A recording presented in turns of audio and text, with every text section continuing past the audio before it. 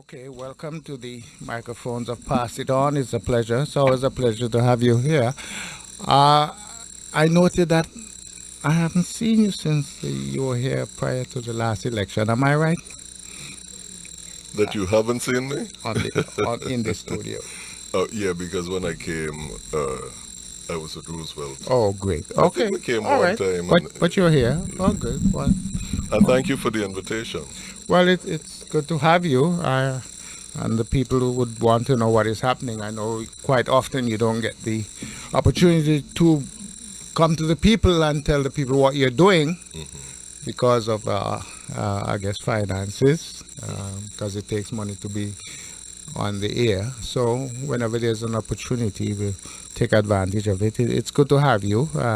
Introduce yourself, tell the people who you are, and give us a little synopsis of the things you've accomplished thus far in the legislature. Hey, good morning to you and to the listening audience. I am Tregenza Roach, and I'm the independent representative in the legislature right now out of the district of St. Thomas St. John. And I want to thank you again for giving me the opportunity to come before the public via this venue. You know that Mr. David, your co-host, has always extended that invitation, and so I was very pleased to be here with him the last time, discussing some legislative matters. Just recently, one of my bills received a lot of public attention, and it was a measure that is really geared at trying to improve the climate for local employment. And it really generated a lot of dialogue and discussion in the community. But I think there were misunderstandings about what the bill was intended to do. So even though it was passed by the full body, it was vetoed by the governor, and even though I had the support of my colleagues to, I believe, to get it overridden, I believe that it was best to vet it to the committee so that any persons who had any lingering misunderstandings about what it stood for would get the opportunity to understand, as well as those persons who felt that the measure should not be enacted would also get an opportunity to put their concerns out to the public. So at some point you might bring that bill back. Well, it's right now, it is in the Committee of Oh, Economic Development and Agriculture. okay. And what it provides is that when you enter into an agreement, when a company, an establishment, a firm enters into an agreement with the government of the Virgin Islands, and that agreement is predicated on, conditioned on, improving local employment. You remember the context for this is that we have probably the highest unemployment rate in the country. And when those agreements are predicated on improving local employment, then the residency of the person who you hire for reporting purposes, and that is important to underscore. When you report your data to the government, the residency of a person hired will remain the same from when they were hired throughout the course of their employment. Because I think one of the concerns that the other members of the body and I had was, how do you really get an understanding of how these companies are impacting local employment if in reality what is happening is that they bring people out from outside of the community, and then within a year or so they report those as resident hires, and so it's very difficult to see the impact on the actual people living in the territory when you enter into your agreement. And it was very, I underscored that it is for reporting purposes. It wasn't to prevent any person coming here from becoming a resident of the territory, because of course that would be unconstitutional. But it would just say, as a company, I give you benefits. In return, you say you're going to hire locally. I ought to be taking measures to assure myself that you're going to benefit. Your presence here is going to improve the climate for the local workforce. And I think, Senator, that is a very good bill because ever so often we find ourselves being abused by these people that get such benefits here in the Virgin Islands, you know. They don't keep up to their commitments. They don't do the things that they promised that they would do. They don't hire the exact amount of people. Oftentimes you find that they were supposed to hire 50 and they're at least, the most they're having is what, 20, 25, so that bill, that proposal should have taken care of that. Thank you. And I want to underscore, very often when we come up with these measures, it's easy for people to criticize you and say that you're being anti-business. I'm not one of those persons who has not recognized the significance of, for instance, the EDC program. I think you need to create economic incentives, but you also have to be certain.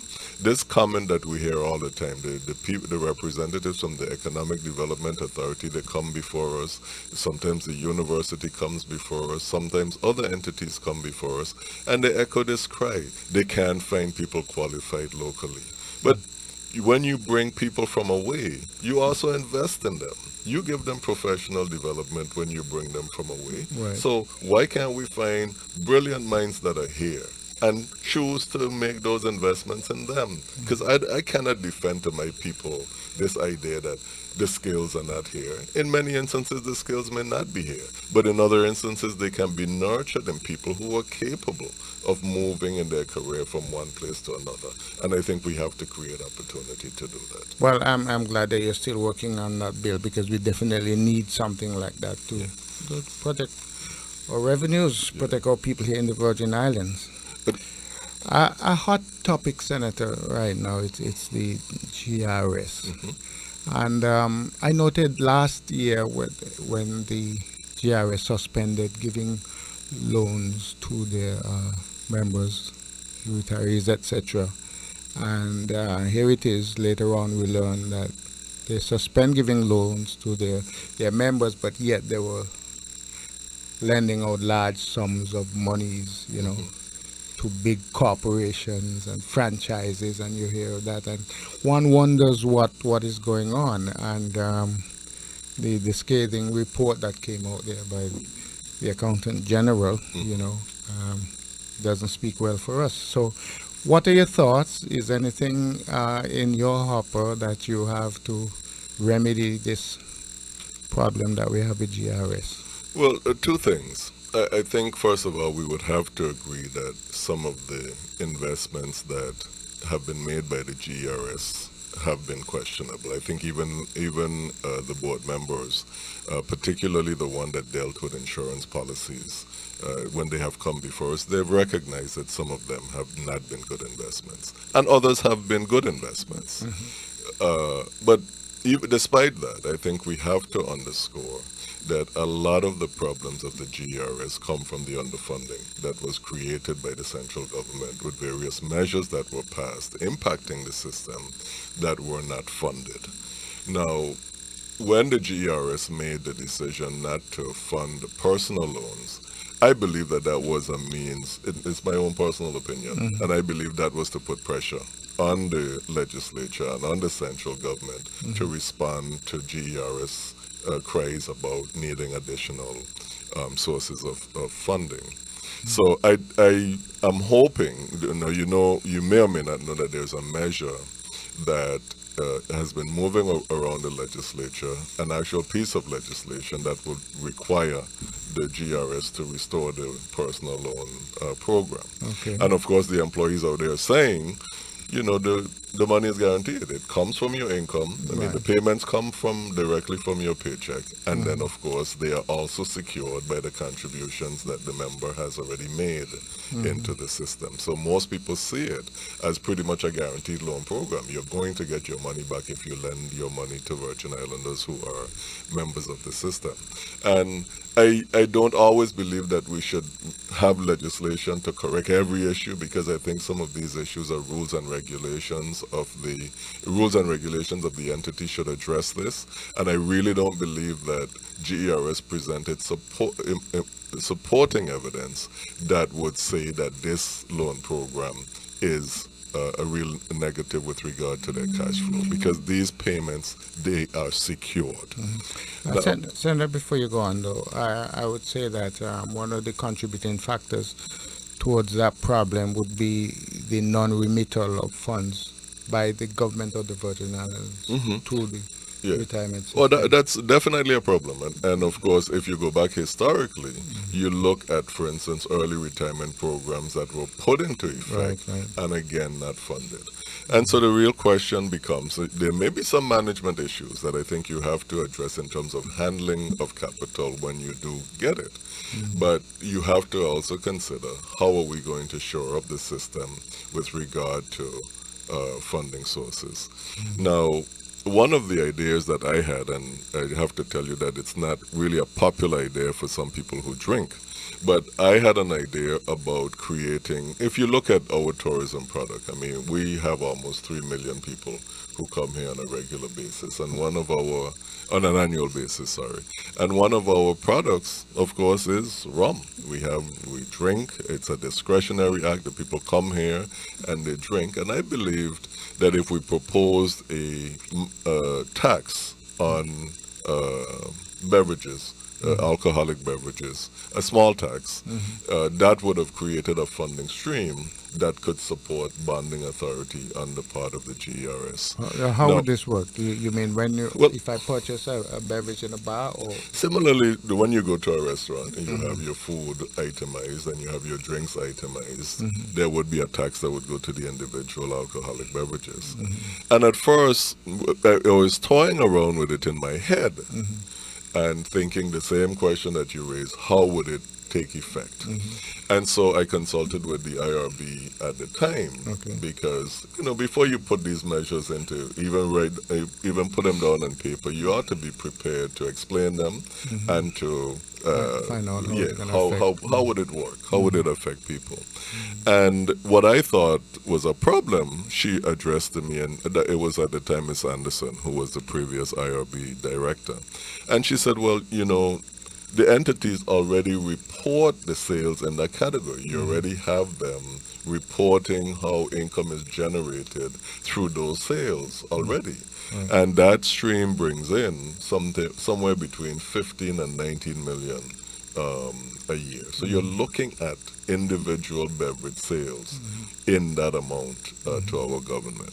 And when I discussed it with the governor's financial team at the time, because this is a measure that I brought up in the previous legislature, and I had at the time, I think Senator Donald Cole was one of the persons wishing to co-sponsor it with me as well. And it was really just exploring how a simple measure that would put maybe a quarter or 50 cents onto the cost of a beverage, how it might end up benefiting the system.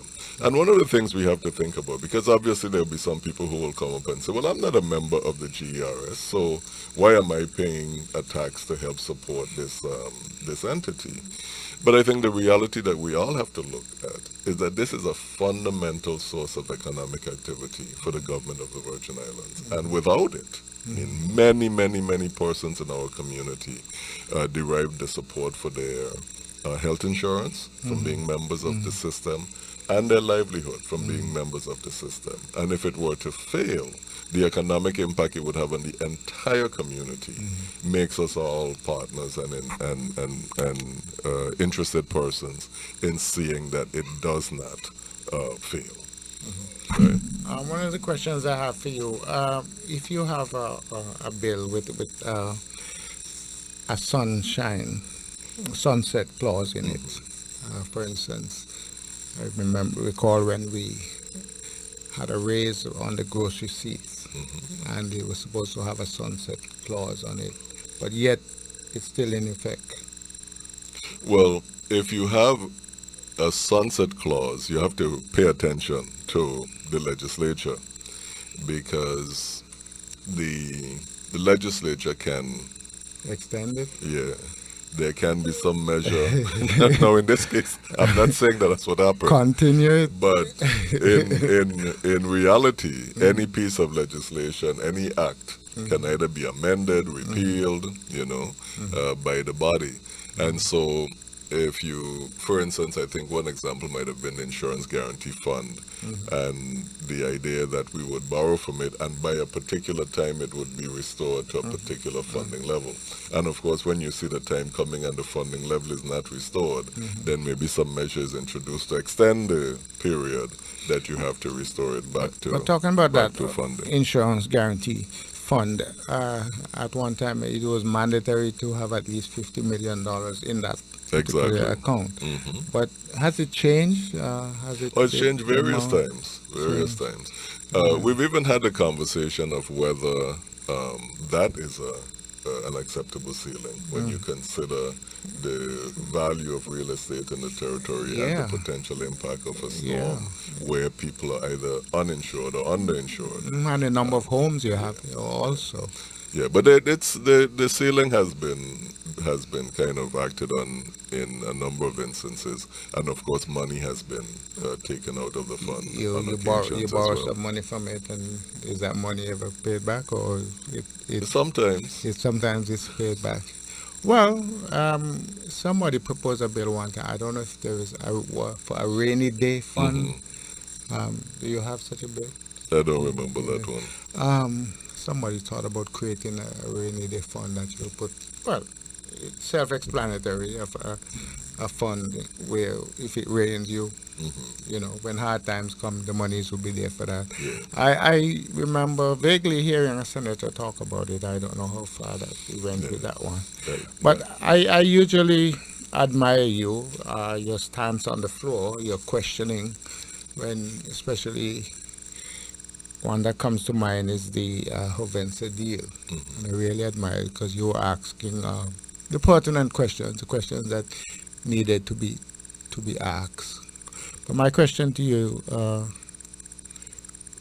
were you satisfied with what we got? And further to that, the implementation of the things that were supposed to be. Is any monitoring being done? Are the people doing the things that they promised to do? Well, I was present for the last update that the legislature received from the financial team from the government, headed by Mr. Bory and Mr. Collins, the finance commissioner. And I'll go back to just a couple of things with regard to that agreement. One, I was concerned about the level of local employment. I'm always concerned about that because that's the cry of our people, and you hear it all the time. So, one, the level of local employment. Two, I think very real concerns about whether there was sufficient funding identified to address environmental issues presented by the Hovensa refinery, and particularly hidden damages that you may not be aware of until you come to the place of saying you're going to dismantle this operation. Good morning, and thank you for the question. I think you make a very good point, and those were some of the points that I was underscoring when we started out, that I really did not support the suspension of the loan program because the payments, it's a guaranteed loan. I mean, the payments come out of your check, and the payments are guaranteed by the contributions that you've made. They never lend you more than you have in the system, except for mortgages, etc., which we're not talking about. But on two levels, those payments are guaranteed. And I started by saying that there is a measure in the legislature proposed by a number of the senators, I think either two or three, I'm not sure. And I don't want to say the sponsor's name now because I don't want to call anything incorrectly. But there is a measure that has been discussed informally. It hasn't come to committee and it hasn't come to the floor of the legislature. But we've been also having conversations with GERS about restoring the loan program, because I don't believe that in every instance you should, as a legislature, be forcing these rules and regulations. But truly, I think you have to understand that many of the senators feel exactly the way that you do, and we're going to work on it. Thank you for the question. Okay, let's see if it goes. Okay. Senator, No. I think we stopped in the middle of the Hobenza. okay, so Yeah. so So I just wanted to say, so we have the promoting the local employment, the issues with the environment, and the question of whether the government gets sufficient pieces of the pie. And one of the things that concerned me was the large number of exemptions that we were going to provide to the company and all of its affiliates. Now, we still are waiting now to see how some of these things are going to pan out because, regardless of the concerns that were raised by myself and by other colleagues as well, Right. the agreement was adopted. When they came before us the last time, they said that they had hired their first employee. So I'm waiting now to see what the other numbers are going to look like because you realize what happens. So the company says it's going to hire this percentage of local employers, local residents. And so then it gets subcontractors. So does it put in its agreement with the subcontractors that they're also obligated to do the same thing? And so these are the kinds of questions that come up. So they will say, well, we've only hired our first employee, but we have some contractors on the side who have hired employees as well. But we don't know whether those are local residents or not. well, I hope somebody had the wisdom to put that in there, the subcontract. Okay, so let me ask you now, you've noted that we're on a rampage here as far as crime, killing, murders. I mean, it's out of control, you know. I noted that the governor sent off 8 police officers to get some training in New York, and we hope that in the future they would do good for the Virgin Islands. The statement I didn't particularly like, he said crime is gonna continue, and I think that there ought to be a way that we could curtail some of these murders that are happening. If you have to violate a man's constitutional right and then give it back to him, but I want to hear what your thoughts are. Well, I think I didn't particularly like the statement either because I think I've spoken with a couple of persons who felt that it was somewhat insensitive and maybe gave people not a sense of hope. I think something to the effect that it will get worse before it gets better. And I think when we speak about crime, we have to speak about it on multiple levels. So, and just yesterday I was having one part of the conversation. So the one part of the conversation is, of course, people saying, we live in a small community and a lot of the crime is witnessed by people who don't feel comfortable coming forward for whatever reasons and providing information to the police. So we first have to, I think, deal with that prong. How do we restore the trust of persons in the agencies that are charged with law enforcement, going all the way to the Attorney General's office who are responsible for the prosecution, etc. And I think that's a very, very important part of the conversation. And then 2, you have to also think about the mechanics of crime, and that involves the question of how do these weapons come to our territory. And although we've had these conversations with previous police commissioners, the present police commissioner, about this collaboration with the federal agencies which are responsible for protecting our borders, and whether in fact they're doing sufficient to ensure that these weapons don't end up here. So we've been discussing a measure, we're going to say attorney, but the chairman of the the law enforcement and the committee that deals with law enforcement, which is Senator Francis. We've talked about this one particular instance of weapons that arrive at our ports and that may come here legally, which means they're legally purchased in the United States, but when they come here may not be registered locally, and how they may end up in the stream of illegal use. And so those are 2 pieces: the restoring the trust in the police entities and improving the monitoring of our ports and borders to ensure that we address the weapons that are coming into the territory. And then three, I think we also have to have a spiritual conversation about who we are and who we've become. Right.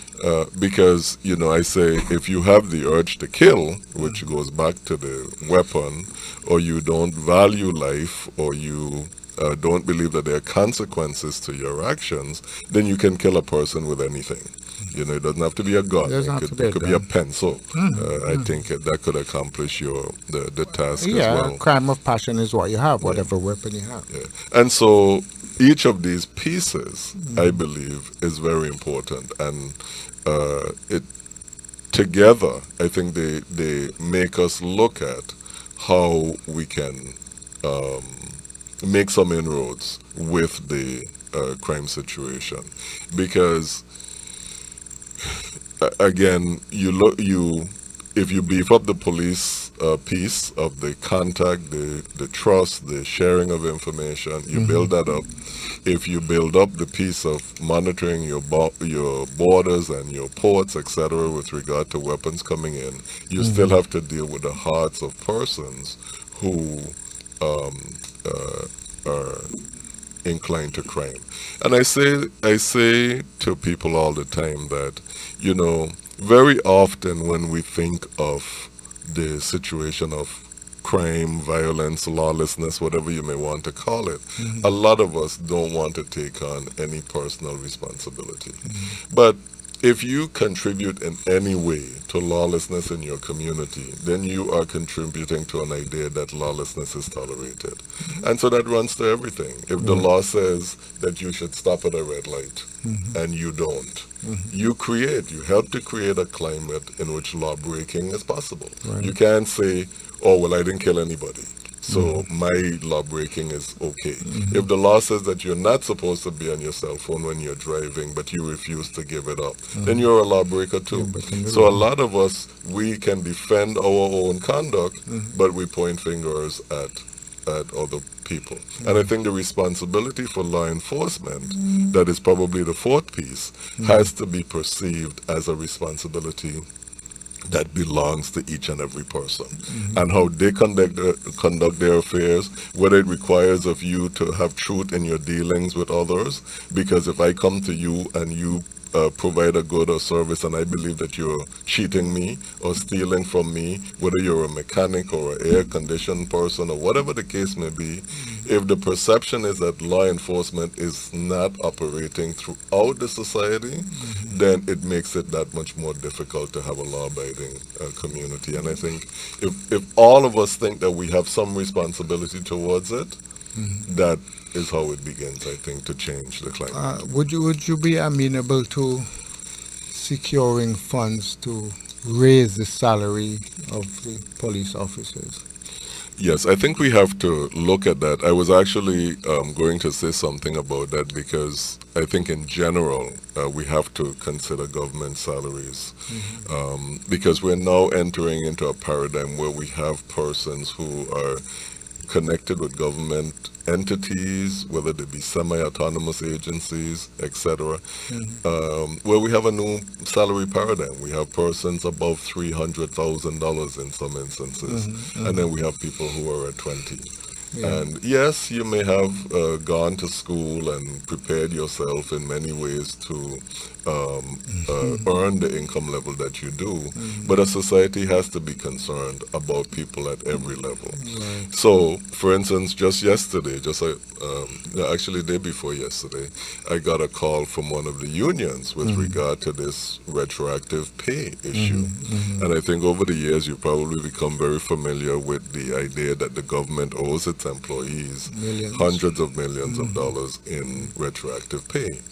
And the question of whether you can condition a person getting a salary increase on them giving up a right to retroactive payment, I think that's not a good choice that is being put towards the unions. Well, it doesn't seem fair, because how about the persons who are not working anymore, who are retired, and there would be nothing for them? Yeah. I mean, And I think too, union leaders ought to be concerned that if you signed such an agreement or accept such an agreement, I mean, you shouldn't do so without the blessing of your membership. that is true. You know, That is true. But I know you're a senator, and that might be out of your league. But do you think that the union members are getting the representation that they deserve? I mean, long ago we can look back and see some good leadership with Manju from St. Croix and Cecil Benjamin, etc., etc.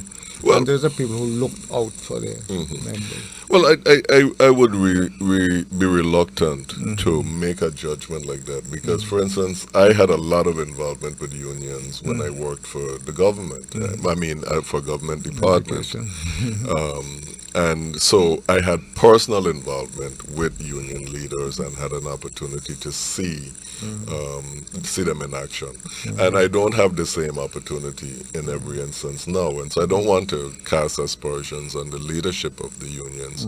But I think what concerns me is a number of instances where I might get calls from employees and I ask them, well, what is your union doing about it? And either they are not aware of what step or the status of any grievance that they have filed, or they're dissatisfied with the action on the part of the union. And I say to them, just be aware that with the services that you receive from the union, you're paying for it, number one.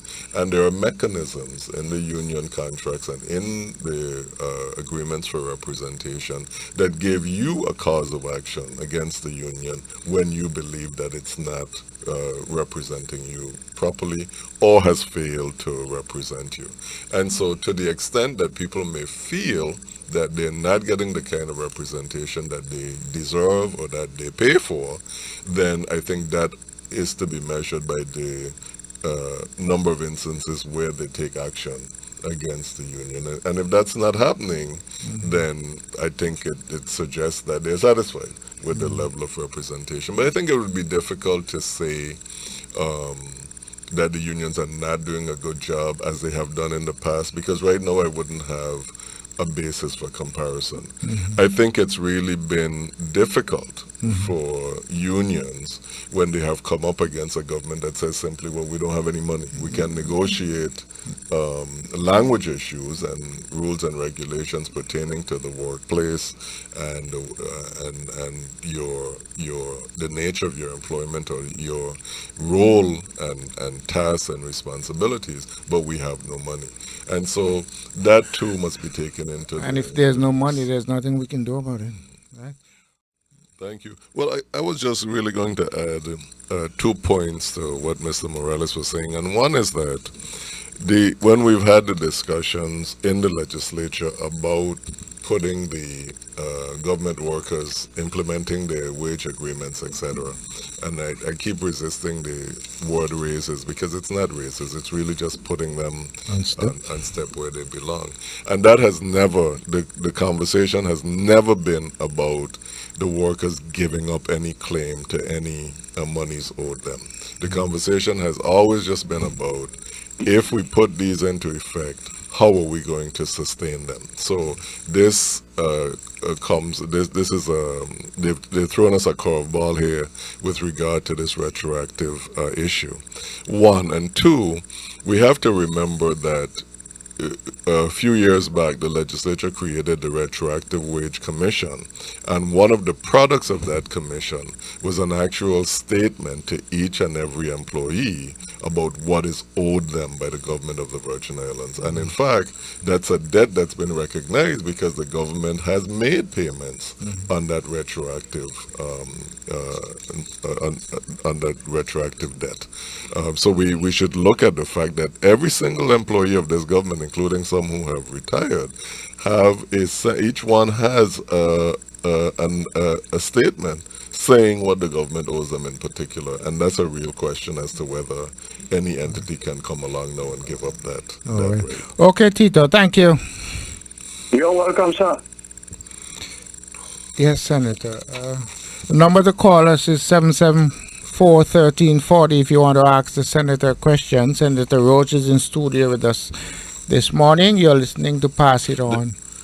There was one other item, Victor, that I wanted to talk about, and it really is an item that is a very, very troubling one I think, for all land, for all residents in the territory with regard to land taxes, property taxes, but particularly so to the residents of St. John.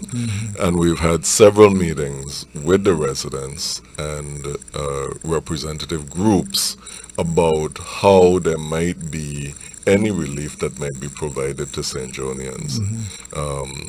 And I please, when I say that, I want everybody, whether you reside in St. Croix or whether you reside in St. Thomas, to know that it's not a statement that fails to recognize that other persons in the territory are impacted. Well, St. John is unique when it negatively. comes to the taxes. Yeah, the but high St. John taxes is that they pay. Yeah, and as a person who, when I started high school, I'm not quite sure when Eudora can open, but a lot of St. Johnians came from all the way Red Hook to Charlotte Amalia High School.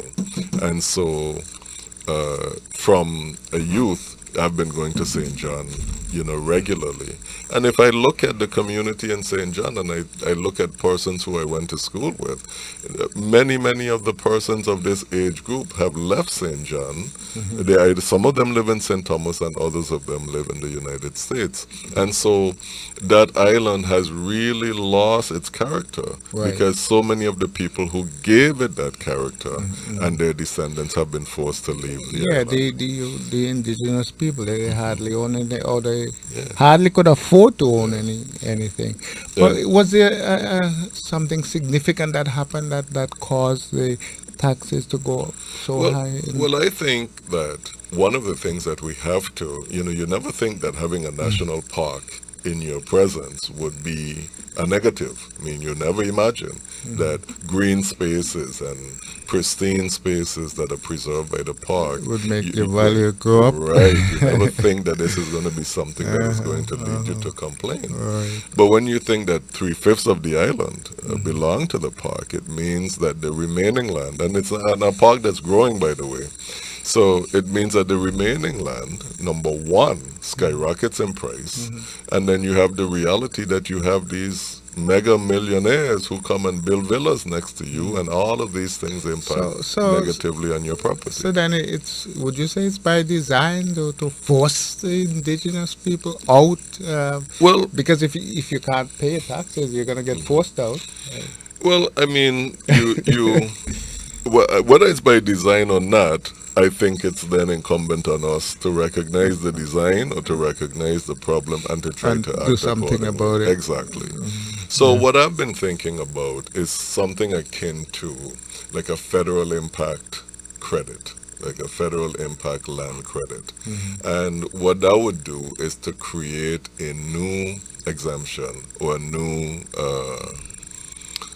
new credit, really, for property owners who can show that this, well, no, they don't have to show it because it's just a reality, who live in an area where the presence of the federal government, particularly in a large instance like in St. John, has an impact on the resulting property taxes. Thank you.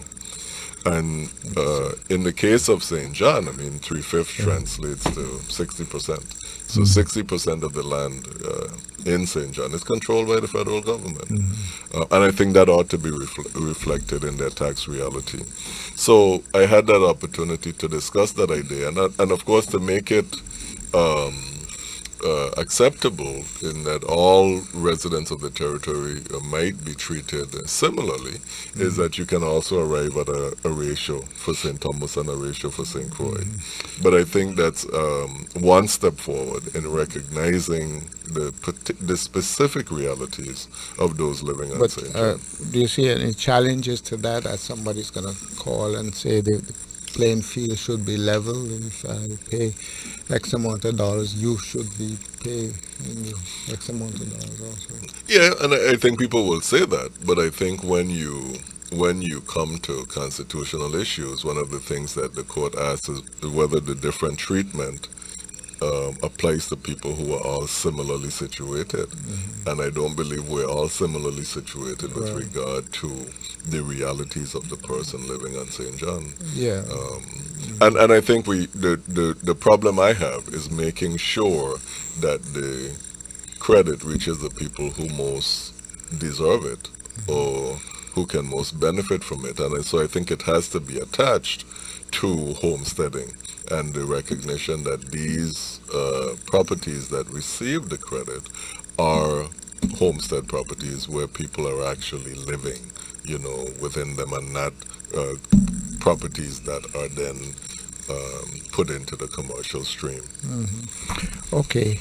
Senator, how would the legislature go about drafting legislation to address the growing problems of cruise ship passengers' abuse of the duty-free purchase limits? I know the governor said that the legislature is going to have to come up with measures, to prevent the abuse. But in reality, can the legislature do anything about this? I mean, this is a federal law was created.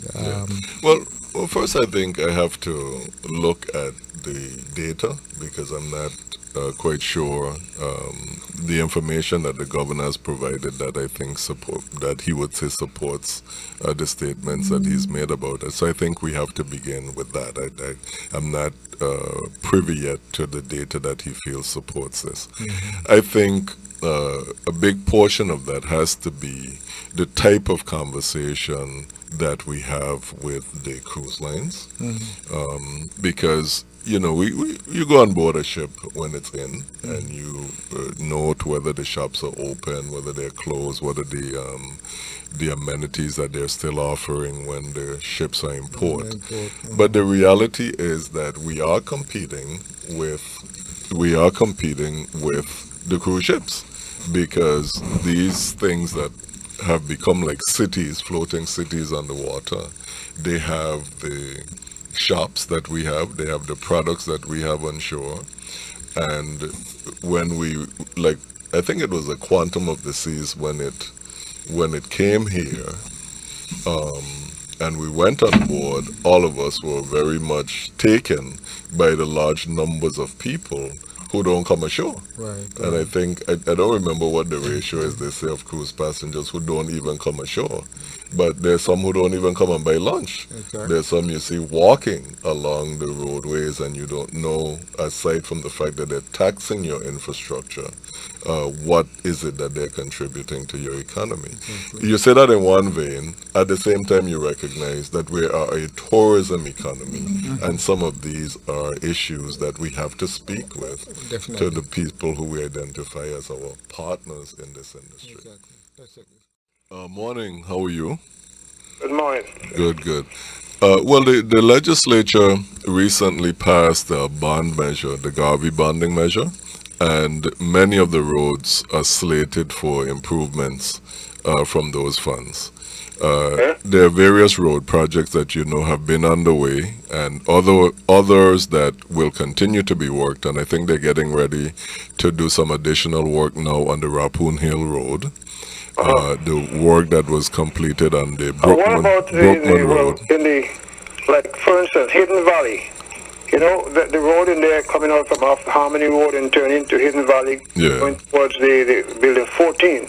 It has a lot of bumps and potholes and all that. That road have not been getting any attention for the longest while. Okay. And there's others too. I heard you say, there's you're paying attention to the roads and so on, but still at the same time, some areas that are just too long to be, the attention, the lack of attention has been there for too long. Okay. So you said the road in Hidden Valley. Well, what I can do is just pose a question to the Public Works Commissioner as to where that stands in terms of their overall master plan for addressing roads in the territory. And you can contact my office, 6933686, and we'll follow up and get an answer for you. Okay. All right. You mentioned about the St. John situation with the what the people over there is going through. Right. Now, why is it that when some people, certain class of people move into an area, the property tax goes up for the rest of the people? Well, that is a discussion that I think you might have seen that the Lieutenant Governor's Office, which is involved with the property tax collection, recently created a task force to study the whole issue of property taxes. And we've been meeting in the legislature with residents of the St. John community in particular, and we've done so in several instances over the last several months. And one of the questions really has to do with how we arrive at the rates for taxing property and how we even look at the sales of property with regard to what we value properties at. And I think you raise a very good question, but that's all going to be part of the discussion of whether we approach this in a fair and equitable manner for all those concerned.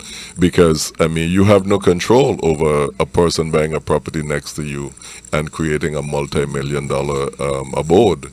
And we, as a government, we ought to consider that. If you have a property that values $200,000 and someone wants to come and build a property costs $1 million or $2 million next to yours, let's say you're paying $300 a year for your property tax. All of a sudden, your property tax gone up to $1,000 plus.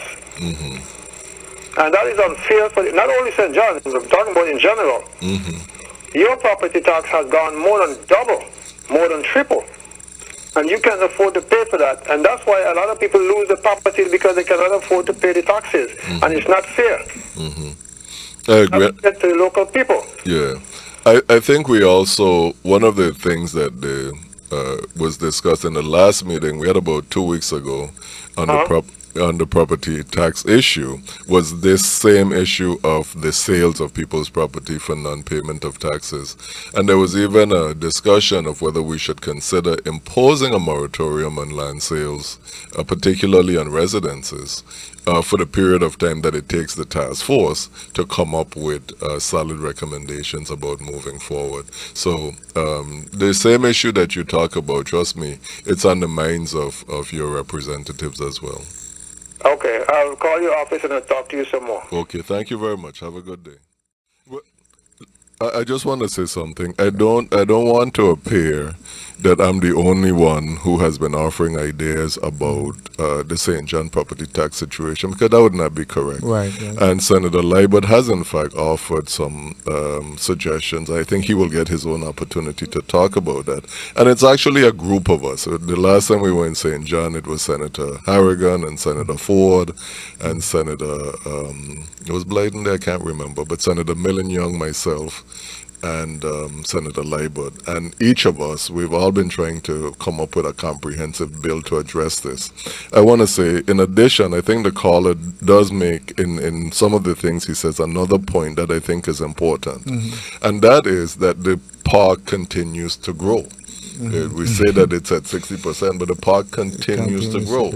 And so one of the things that I have also done is I put in place a bill request for a petition to the federal government to put a moratorium on land expansion in the park, because I think it can only make the situation worse for St. John. Certainly.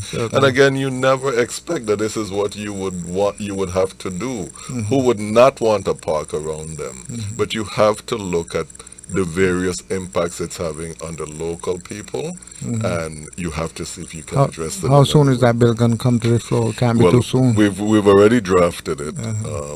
Now I need to get it to committee, and there's some St. Johnians that I've asked to come and testify about it, because you have St. Johnians who practice particular crafts. When the park came, there were restrictions about where they could go to harvest hoop vine, for instance, that they used for their baskets. St. Johnians who were traditionally fishermen, where they could go to catch fish. All of these these things real impacts on the local population by the presence of the park. And so, some people out there who are environmentalists will say, well, what craziness is he talking about a moratorium on the growth of the park? But look at the outcomes. You have to think about how far do you go? Will you push the people into the sea? Right. I mean, that's a question that you have to ask. Collie on the air. Collie, you there? All right, you can call us back. Pass it on. You're on the air. Good morning. Good morning, Mr. Victor. Good morning. Yeah, morning. Good morning, I'm Senator Roach. Good morning. How are you? Yeah, not too bad at all. Good. Well, I'm here sitting listening to you, and you touch on something that I definitely call to talk about. Mm-hmm. And that is the fisherman. Being a fisherman myself, Mm-hmm. and there are places that I used to fish around St. John Mm-hmm. that I could no longer Mm-hmm. go around there and catch a fish. Mm-hmm. And I think it's very outrageous that these type of things are happening to the locals, because this is something that the locals been living on for umpteen of years, and now it's taken away from them. Mm-hmm.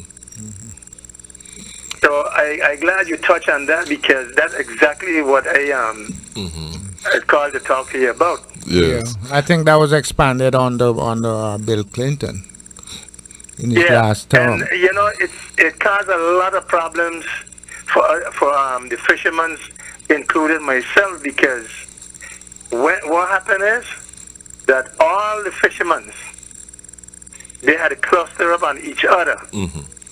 You lose a lot of traps. People figure when you get entangling with their trap, you pull in their traps, and all kind of confusion would be going on. Mm-hmm. Because of the limited space. I remember years ago, areas there in a place they call around Johnson Reef there on the north side of St. John. Mm-hmm. We could have go there and fish anywhere about there. And now you can't do it. Mm-hmm. And indeed, you're right. The park is progressing too much. Mm-hmm. They need to put a stop to it. Yeah. And I believe they could put a stop to it. Well, I wish you could call my office and just leave your name and a contact number so we can call you and let you know when the bill comes on for a hearing. Good? Okay, no problem. All right, Smitty. And it's that point you made about the fishermen. There's another issue too about when you speak with some of the older St. Johnians and the routes that they used to traverse St. John, roads that are now within the national park that they used traditionally to get from, say, Coral Bay to Cruz Bay. You can no longer go through there. You can't go through there. So there are all those kinds of issues. That's ridiculous. Mm-hmm. Ridiculous. Mm-hmm. Mm-hmm. In the highest form. Well, Okay, thank you so Smitty. much for calling. Okay, then, All Senator. right, good Bye-bye. time. Bye-bye. Yeah, well, Senator, the constituents are looking towards us. Mm-hmm. Oh, you guys, see what you can do to help them out. Yeah. I think that one of the things that, being a senator, you have to struggle a lot with the big picture. Mm-hmm. Because often you have to convince a person that maybe what they want is not It's the not best possible. thing for the whole. You have that situation, for instance, when you come to zoning and you have to tell a person, well, yes, you want to expand your usage of your property, take it from one zoning to another, but the person who lives next to you, they too have an expectation that their environment will be preserved in the way that they Yeah. intended it Property. when they bought that property. Exactly. And so we're in this constant balancing act, We represent people across the spectrum. And so the challenge is really to be able to promote measures, come up with ideas that support the overall well-being Yeah, of your community. in some cases you have Yeah. to make a compromise. So it's a challenge. Yes, Senator, we're winding now, but I have to ask you, I noted that it's only the government, the governor that can negotiate a contract for us to get new businesses in here in the Virgin Islands. But what can the senators by themselves do? Can they propose a bill by themselves, or they have to wait on the governor? Can they find a way to create revenues for? No, I think in many instances, the legislation has been passed by the body to improve the climate for business. Just yesterday, we had a follow-up hearing on the energy issue, because that has been a big impediment for business here, and Right. Finally we begin to see where that climate is changing, where we have a different kind of energy mix, the propane coming in, that is going to result in a cheaper energy source, Right. and so impact the economic climate positively. I think issues of where the legislature has passed measures like to lower captive insurers to the territory, to facilitate other business ventures, those are also important. But I think what really is important, I think, is a spirit of cooperation between the executive and the legislative. And from time to time, we do have those meetings with the governor, and I think those are a good forum for hashing out some of these ideas. So I don't believe that it's just necessarily that you have to think that even though the governor by the Organic Act does negotiate and we have to ratify in instances these agreements, that doesn't foreclose the possibility of real dialogue in the instances where we believe an economic measure could have a positive impact on the territory. Yeah. Tourism is the engine that drives our economy. If you were to speak about St. Thomas, there's nothing else that we have. Now in St. Croix we have land that gears towards agriculture, but yet we haven't seen any alternatives. In other words, we haven't seen any concentrated effort being made in St. Croix to get agriculture up and running on a larger scale that it is. I'm sure that St. Croix could produce foods that we can sell in our supermarkets and we can consume here. Granted that we might not be able to get all the subsidies that we can, that other farmers in the States, and granted that it might be a little more expensive, but at least we should give it a try. Your thoughts? Well, I think the things like the Farm to Table initiative, where there's federal support for local farmers growing products that can come into the school lunch program. I think that's an important area for agriculture. I think you should note that in each of the legislatures that I've been in, we've given increased support to the Department of Agriculture. I think one of the enduring concerns with agriculture is access to water, and that has been a part of the conversation for at least these two legislatures. We have to recognize, though, I think some of us, we've talked about, says there was a description of St. Croix at one point of it being like the breadbasket of the Caribbean. And I think the land in St. Croix is very rich and fertile land. Right. But we have to recognize that we live in a different climate. When it was the breadbasket of the Caribbean, people never used to get paid for their labor. You know what that means. And so we have to find a place where we bring the agronomy, the technology, etc., and all the supports for agriculture that don't make it as labor intensive as it is, Right. that can help people to increase their yields, etc. And I think it takes a kind of commitment that maybe we haven't gotten to, because we do. It's more, to me, piecemeal. I think we have to really start to think about it more comprehensively. And I think as the issues of food security now, the interest in organic farming and eating foods that are produced close to you, etc., there are more people getting health conscious and wanting to support the local farmers and support a local farming economy. I think these factors are going to come together in a positive way for us. And I think there's a lot of support among my colleagues for increased support of agriculture, and I think we're going to see more of that coming. As it stands now, Puerto Rico seems to be in dire straits as far as their economic is concerned. It's on the verge of collapsing, and there seems to be asking the federal government for some sort of assistance or some forgiveness in debt, etc., etc. Some people, including our delegate, are claiming that that might be a wrong way to go because it probably would reflect and hurt the territories. Do you see the Virgin Islands falling into similarly category? And if so, what can we do to avert? Well, I would say, first off, no, I don't. Okay. And I think one of the differences really is how Puerto Rico has structured their borrowing and how their bonds were issued, and I think ours have been secured differently.